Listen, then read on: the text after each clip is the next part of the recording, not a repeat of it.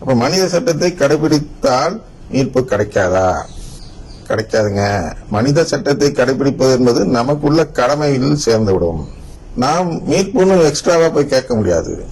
இப்ப அடிமை உவமையில லூக்கா 17 10வது வசனத்தை படிக்கும் பொழுது அதுல என்ன சொல்றாருன்னா, ஒரு அடிமை என்ன சொல்ல வேண்டும்? இந்த மனித சட்டத்தை எல்லாம் கடைபிடித்து பக்காவாக வாழ்ந்த ஒருவர், அதுக்கு உருவகம் தான் அடிமை.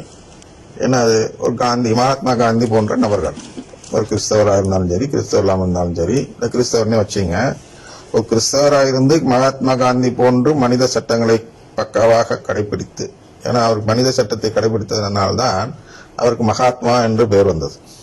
அப்ப இந்த மனித சட்டத்தை பக்காவாக கடைபிடித்து ஒரு நபர் என்ன தீர்ப்பு நாளின் பொழுது சொல்ல வேண்டும் என்றால், நாங்கள் பயனற்ற பணியாளர்கள், எங்கள் கடமையை தான் செய்தோம் என சொல்லுங்கள் என்று சொல்றார்.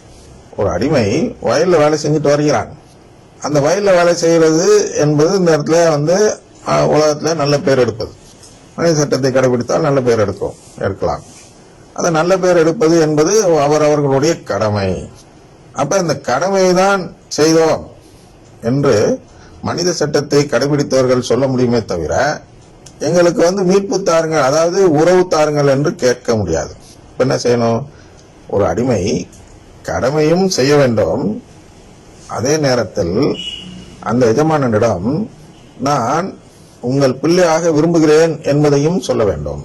அதுபோல செல்றதுக்காக ஒரு கருவி ஏற்பாடு செய்து வைக்கிறார். அந்த கருவியை பயன்படுத்துகிறவர்கள் தத்தெடுக்கப்படுவார்கள் என்று அந்த எஜமான் சொல்கிறார் என்று வைத்துக் கொள்ளுங்கள்.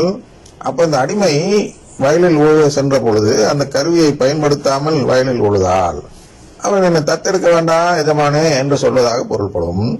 அதே அந்த கருவியை பயன்படுத்தினால் என்னை தத்தெடுங்கள் என்று சொல்வதாக பொருள்படும்.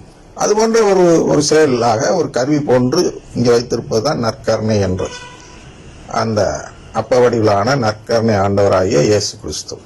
அவரே அந்த கருவியாக வருகிறார். நீ இங்க என்ன விரும்பினா நீ அங்கே என்ன விரும்புவ, நீ எங்க என்ன அவமதிச்சுனா அங்கே என்ன அவமதிப்ப அப்படிங்கிறத இங்க சோதனையாக வைத்து பார்க்கும் பொழுது, இங்க யாரெல்லாம் அதை விரும்பி ஏற்றுக்கொள்கிறார்களோ, மடமை போன்ற ஒரு செயலாக தான் வைக்கிறார் சோதனைக்காக. எனவே யாரெல்லாம் அதை ஏற்றுக்கொள்கிறார்களோ அவர்களெல்லாம் மீட்பு பெற வேண்டும் என்ற ஆர்வம் கொண்டவர்கள்.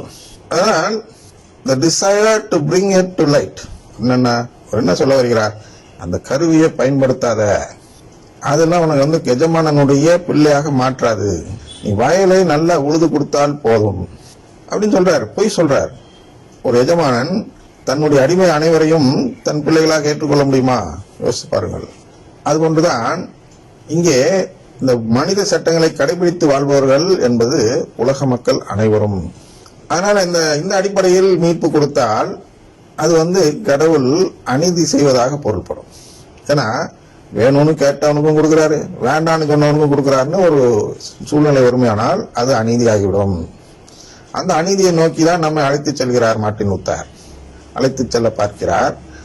அதாவது என்ன, நீ கேட்காத, உடன்படிக்கையெல்லாம் செய்யாத, அந்த குடும்பத்துக்குள்ளே இருக்காத, கடவுளை திருச்சபை என்பது கடவுளின் குடும்பம் என்று அவர் நம்பவில்லை. அவர் ஒரு மத அமைப்பு நிர்வாக அது போன்றுதான் பார்க்கிறார்.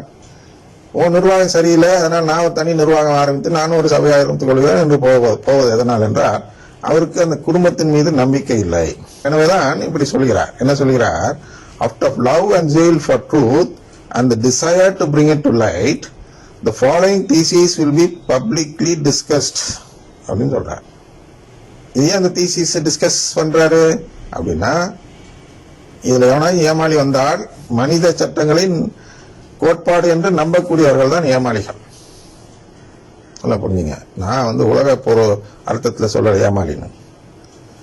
மனித சட்டம் எங்கேயாச்சும் நம்மளை மீட்குமா? மனித சட்டத்துக்காக கடவுள் நமக்கு ஏதாவது சன்மானம் கொடுக்கணும்? மனித சட்டத்தை கடைபிடித்தால் மனிதன் சன்மானம் கொடுப்பான்.